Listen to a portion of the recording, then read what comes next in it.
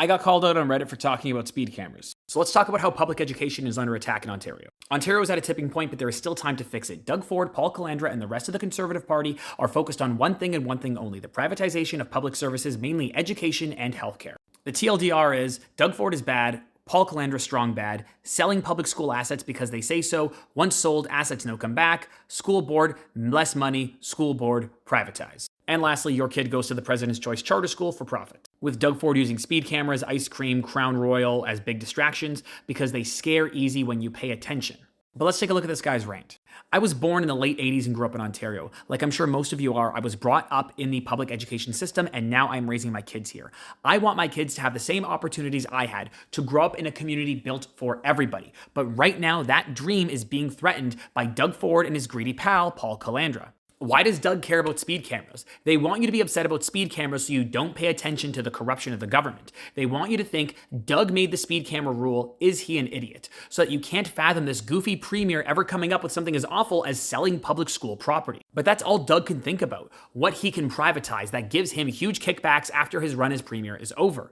Mike Harris has the long-term care empire after kneecapping public long-term care during his time as premier. Dougie wants a bigger empire. The art of distraction. Doug Ford has mastered using the media as a distraction. The Crown Royal thing was a distraction, the Chapman's ice cream thing was a distraction, and the speed camera thing is a distraction. The distractions to me means our voices still matter. There's barely any coverage of the battles in education, but there is some.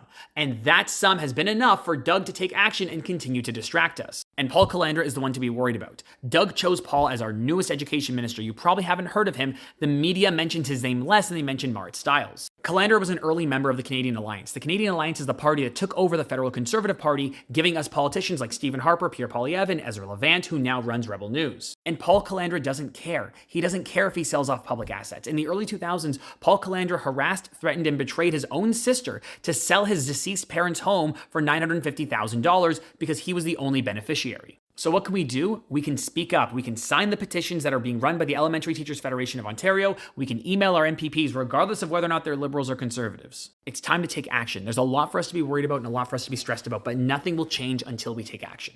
P.S. If you follow any left-leaning creators on socials, tell them to quit taking Doug Ford's bait. They take it every time. Point taken. We'll stop taking the bait and we start taking action. Shake the cages and rattle Doug Ford. If he thinks he can get away with this, he will. We cannot let him do that.